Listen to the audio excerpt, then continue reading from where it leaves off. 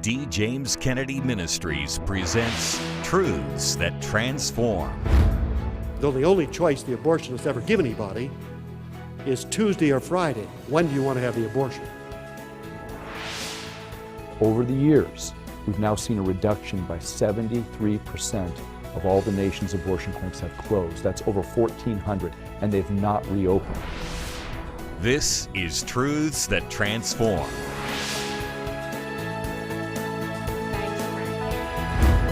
On the other hand, we in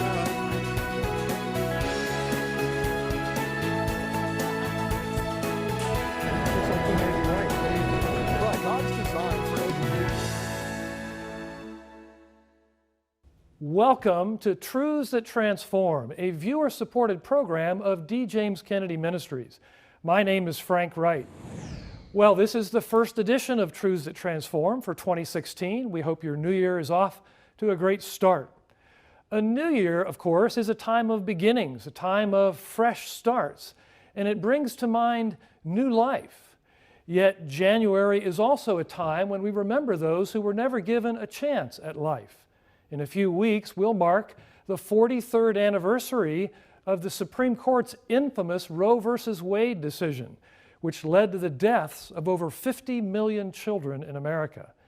Joining us today is Rebecca Kiesling, an attorney and a speaker with a unique and powerful perspective on this issue. Rebecca, thank you for joining us today. Thank you so much for having me. It's great to have you here. Well, you were adopted as a very young child, as an infant, as a newborn, and yet later in life you made a fascinating and maybe even shocking discovery. Tell us a little bit about that. At 18, I learned that I was conceived when my birth mother was abducted at knife point by a serial rapist. She wanted to meet me, was happy to meet me, and then later learned that she would have aborted me if it had been legal. She was pro-choice for the first 6 years of knowing her, and she said she actually went to 2 back alley abortionists, and I was almost aborted. So I really owe my birth to the law being there to protect me. Your birth and your life today. You have a family of your own, correct? Yes, yes. And just a couple of years ago, on my birthday, she called to wish me happy birthday and to tell me that my grandma died on my birthday.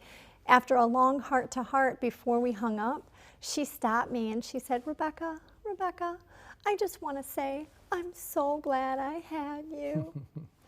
Decades later. Oh, I'm sure that's true. Now let me ask you this question though.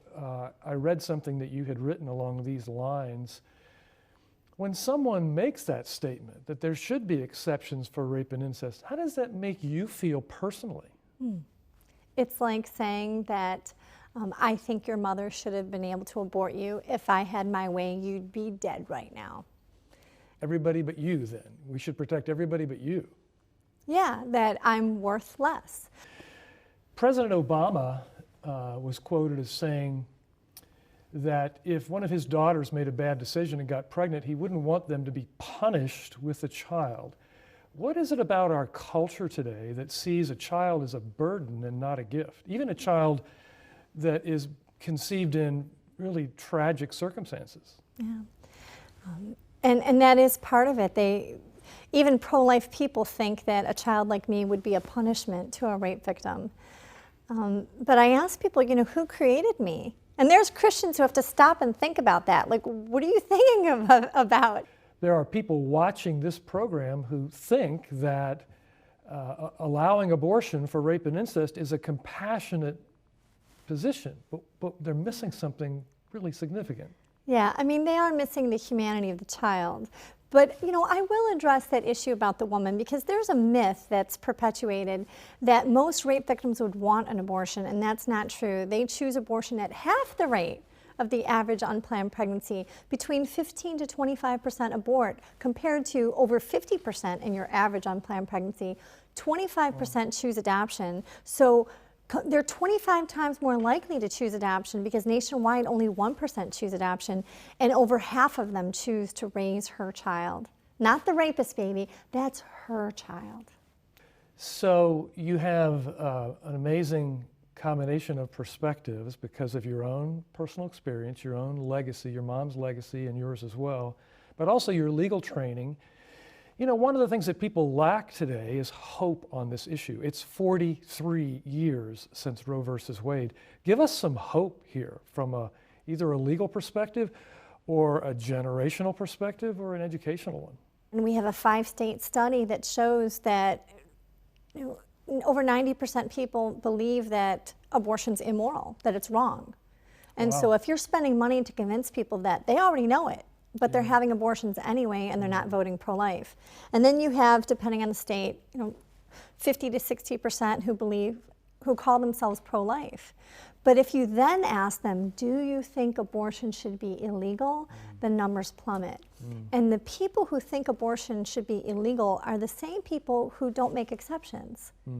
And so I think that if the pro-life movement were more strategic in convincing people, no exceptions, we would help people understand why this is about protection. Right. This is why it should be criminal, why it should be illegal. And I think that instead of just having the choose life message, we need to get back to a discussion of why we're supposed to rescue those who are being led away to death and why we need to protect by law, like I was protected. What should we be doing with our elected officials? What should we be doing with those who have regulatory authority over abortion clinics? How should we be engaging the political culture? Well, first of all, you have to vote. And it's important to get involved because you can make a huge impact. I have so many opportunities because I'm involved politically to speak to these legislators one-on-one, and I'm able to change a lot of hearts and minds. And so get involved, and then need to make sure that we hold their feet to the fire, that they understand that there are consequences. If they introduce a rape exception, there need to be consequences. Rebecca, thanks for being with us today. Thank you so much for having me. Well, as you've just seen and heard, when we talk about abortion, we're not talking about anonymous fetuses. We are talking about eliminating the lives of real human beings like Rebecca. Yet tens of millions of children have been killed this way in America since 1973. How did we get to the point where we've become so callous with human life? And what rationalizations allowed our culture to descend into this awful and bloody abyss? My friend and mentor, Dr. D. James Kennedy, opens a window that sheds the light of truth on these questions in his message, Life, an Inalienable Right. It was in 1973 that the Supreme Court passed the infamous Roe v. Wade decision. And in that they said that unborn children are not persons and are not deserving of the protection of our Constitution and our law, and thus the American Holocaust was unleashed. Our Declaration of Independence declares that all men are created equal and that they are endowed by their Creator with certain inalienable rights. And among these are life, liberty, and the pursuit of happiness. And as Dr. Francis Schaeffer said in one of his last messages, which was given right here in this pulpit, that the right of life is more fundamental and basic than the right even of liberty, or the pursuit of happiness, or any other right for that matter. Indeed, if you are lying in your coffin, you do not care how many shackles and chains they have wrapped around you, nor do you care how much money you have in your bank account. Without life, nothing else means anything at all. It is good to remember the context in which that decision was made in 1973. We had just come through the decade of the 60s. All of the moral values, traditions, and rules and laws of life that had governed Western civilization for 2,000 years had been, it seemed, suddenly jettisoned in one decade. And acting in that moral vacuum, the Supreme Court moved to provide what they felt was a solution to the problems created by the blatant and epidemic immorality in America. And so the sin which was engendered in the sexual revolution was to be covered up by the abortion revolution. Carol Everett, who ran an abortion clinic where she supervised the killing of over 35,000 babies, said the most frequently asked question by young ladies was, "Is this a baby?" And the uniform answer was no. It is just a glob of tissue, like a tumor or an appendix. Well, not according to the Bible and not according to science. The Bible is very clear. It constantly refers to the unborn child precisely as that, an unborn child. The same words are used to describe the child in the womb and outside of the womb. In Greek, it is brephos for the unborn child and brephos for a young child lying in a manger. Or the term huios, which is used for son, for one that is born, is also used for one in the womb. In the Old Testament, it is the word yeled, which is used for both, or also the word geber, which means either the child in the womb or the child outside of the womb. Constantly they are used personal pronouns. It is I, or me, or thee. It is always referring to a person and not to a thing. Furthermore, we're told about both Jeremiah and John the Baptist that they were sanctified from their mother's womb, or consecrated, ordained as a prophet to the nation from the mother's womb. You don't consecrate or sanctify a thing, a glob of tissue, but a person. And the babe in Elizabeth's womb leaped for joy. Things don't have joy. When Mary came carrying Jesus in her womb. No, the Bible is clear. It is a person, not a thing, that is in the womb. It is only by lies and deceptions and deceit that they are able to keep this ghastly thing going. A lawyer told me after the first service, and I think this is very interesting. According to Florida law, a corporation is a person, but a child in the womb is not. What hypocrisy indeed is there? Abortion is based upon ignorance. I think it's interesting that the word fetus is constantly used. What is fetus? Fetus is a perfectly good Latin word that simply means an unborn child to anybody that knows Latin. But to the average American, they might as well call it blah, blah, blah. They don't know what fetus means. I think it's also fascinating that Martin Luther felt that it was absolutely essential, if Christianity was going to flourish in Germany, to translate the scriptures from Latin, which was the only language they were in, into the vernacular of German in order that people might know what was going on. But the abortionists insist on translating the word baby from the vernacular into Latin, fetus, in order that people won't know what's going on, because deception is essential for the abortion industry. And I would like to say to anybody here who might be so-called pro-choice, though the only choice the abortionist ever give anybody is Tuesday or Friday. When do you want to have the abortion? But any of you that may be pro-choice, I just want to say to you this. You ought to get down on your knees and thank God that your mother wasn't pro-choice.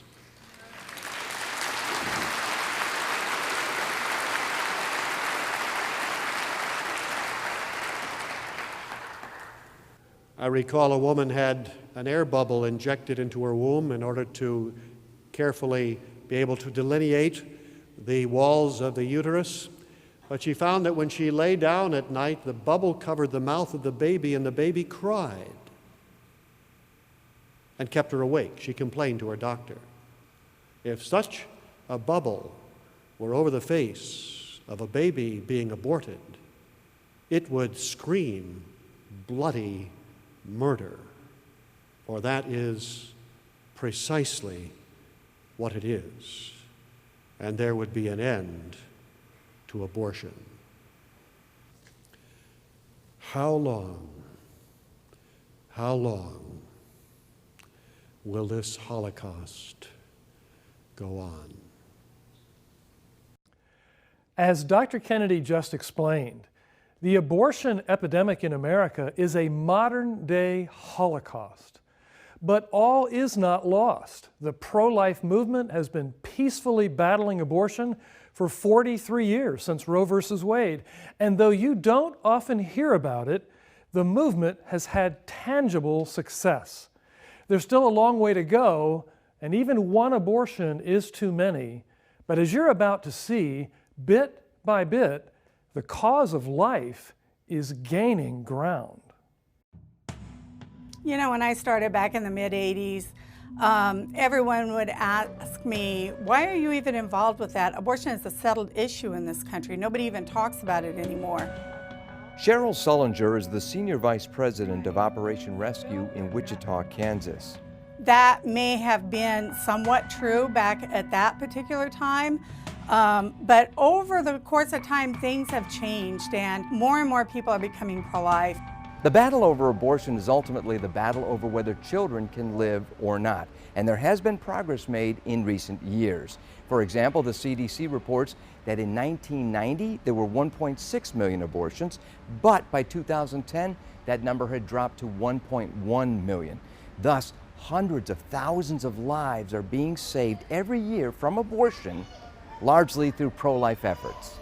Troy Newman, the president of Operation Rescue, considers himself a missionary to the unborn. I'm asking for children to be saved. I'm asking for abortion clinics to close. I'm asking for moms to be spared the horror and trauma of knowing that they killed their baby. These are questions or prayers that we ask God that I think He readily wants to give us. Troy Newman played a pivotal role in helping to launch the shocking video exposés produced by David Daleiden to document Planned Parenthood's practice of selling baby body parts.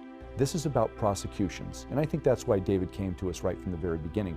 He knew that Operation Rescue gets results. We close abortion clinics, we put abortionists behind bars. That's our goal. Tell me about abortion clinics being closed through the efforts of pro-life people. Well, it's really neat because in 1991 there was 2,176 abortion clinics. Way too many. We thought this was just a mountain that could be never cast into the sea.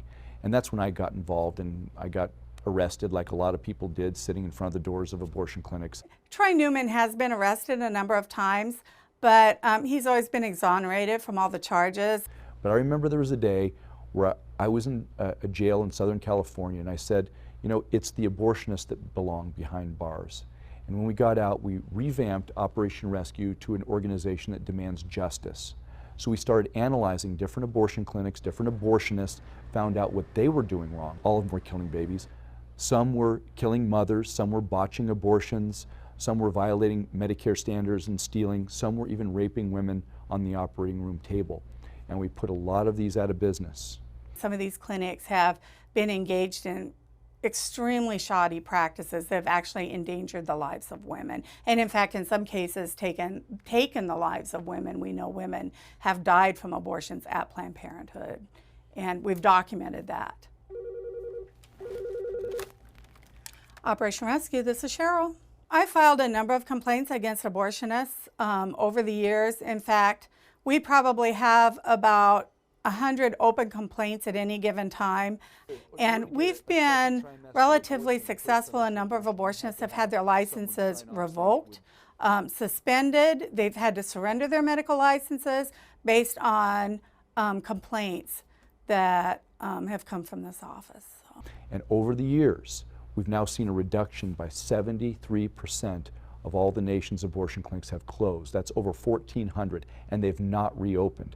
So the number's down now to about 545 abortion clinics from 2,176. We're clearly winning. On top of that, the pregnancy care centers, these Christ-centered pregnancy care centers that are not given government funds, staffed by by Jesus-loving Christians that want to help women, give them true choices. These clinics now outnumber abortion clinics 5-1 across the United States. Wow. So we are winning, actually. It's absolutely clear that we're winning. Additionally, the only real way to determine whether or not we're winning this fight is the number of babies that are saved. So all the trends are pointing to the fact that the abortion industry is a dying business. It's in a death spiral. It's going down the way of the VHS tape, the 8-track tape, and everything else. I mean, slavery, cannibalism, etc. I believe that, well, the Lord said to my Lord, sit thou at my right hand until I make thine enemies your footstool. The enemies of God are continually being made the footstool again and again and again. Excellent. Tell us about this particular clinic. This building used to be an abortion clinic, operated for over 25 years. We believe they killed over 50,000 children just here, exactly where we're sitting. This is an abortion room, or was an abortion room. We close abortion clinics, and I love doing it. I love it when an abortion clinic closes. And not only did it close, but we replaced it with a life-affirming center. Now we're launching our efforts to close other abortion clinics from an abortion clinic that we closed.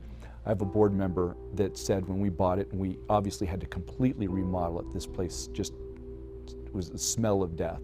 But one of my board members says, if the Lord can redeem buildings, He can redeem people. If He can redeem people, He can redeem a nation. And so we start one building at a time, one person at a time, one nation at a time. The fact is, 43 years of activism and engagement on the part of pro-life Christians has saved the lives of perhaps millions. Those with a biblical pro-life ethic are pro-life across the board, rejecting violence in favor of persuasion. And it's working. And we have a new resource available that will help you gain ground in that battle of ideas. Here's my very dear friend, Jennifer Kennedy Cassidy, to tell us more about it. Happy New Year, Jennifer. Welcome. Thanks, Frank. Happy New Year to you, too. Life is our most fundamental right. Without life, all our other rights are irrelevant. And yet, in our nation, which the Declaration of Independence tells us is based upon the God-given right to life, our legal system has allowed the deliberate killing of millions. But as you've heard today, the truth is making an impact. By some estimates, 500,000 children a year fewer are now being killed in abortions than in 1990. My father passionately believed in protecting human life. He knew that God's word requires us to stand in defense of the least among us, and he spoke out passionately and persuasively from his pulpit. We've put together 6 of his most powerful messages on this issue into a new book for the Kennedy Collection called Fearfully and Wonderfully Made. These 6 messages make a powerful case from the Bible, from history, and from reason for the immorality of abortion. And we want you to have a copy of this important book. Read it yourself, and even more importantly, share it with others to help spread the message of life. We'll send it to you as our thanks when you make a generous donation to the ongoing work of this ministry. Simply write to us at Box 6085, Albert Lea, Minnesota, 56007, or call toll-free 888-334-9762, or go online to djameskennedy.org. You saw a short portion of one of these messages earlier in this program. The full version of that powerful message, plus 5 others that feature my dad's eloquent, biblical, resounding preaching, are contained in this hardcover book. And if you're able to give a donation of $40 or more, we'll send you the new book plus the DVD versions of these messages in a 6 DVD set. That's the hardcover book plus the 6 DVD or 6 CD companion set, Fearfully and Wonderfully Made, if you're able to give a generous donation of $40 or more to help us do the work of this ministry. We are on the verge of launching a major life initiative for the purpose of protecting life. The first phase will connect pregnant women who need help with crisis pregnancy centers equipped to assist them. But we need your help in order to be able to do this important work, as well as continuing our other outreaches. So please, don't delay. Simply write to us at Box 6085, Albert Lea, Minnesota 56007, or call toll-free 888-334-9762, or go online to djameskennedy.org. We live in a nation that has foolishly embraced infanticide under the nonsensical banner of women's health. While even the most ardent abortion advocates once claimed a desire to keep the barbaric practice safe, legal, and rare, many are now waiving their abortions as an act of pride. On the social media site Twitter, the hashtag #ShoutYourAbortion recently became a trending topic. One feminist writer tweeted this: "My abortion was in 2010. The career I've built since then fulfills me." While the pro-life movement has made great strides and the abortion rate is at an all-time low, the consciences of those in the pro-abortion movement seem to be hardening. Only God Himself can break through hardened hearts, but it's incumbent upon us to tell the world what He says. In the Proverbs, He says, "All those who hate me love death." And God's Word continually affirms the humanity of unborn children. The psalmist says, "Children are a gift of the Lord, and the fruit of the womb is a reward." He tells God, "For you formed my inward parts. You knitted me together in my mother's womb. I praise you, for I am fearfully and wonderfully made.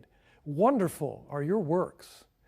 And John the Baptist leaps in the womb for joy when he is in the presence of the unborn Lord Jesus. You know, there are those who would try to discourage us, claiming that our work in the Lord, peacefully defending life, is a waste. But don't you believe them? Every life is a precious gift of God, and His truth is breaking through to a hardened nation. We must not shrink back now when real progress is being made. Thanks for being with us on Truths That Transform. We'll see you next time. Next week on Truths That Transform. There is a great clash, as you know, in our country today between the concept of sanctity of life and the concept of quality of life. What's being killed in an abortion is a human being. Live Action is a pro-life organization leading the social media movement for our country, exposing the truth about abortion, about what's happening to the preborn child, and advocating for the rights of the defenseless. That's next week. Today's program is available on DVD for your gift to this ministry of any amount. Please call, write, or log on to our website today. This has been a production of D. James Kennedy Ministries.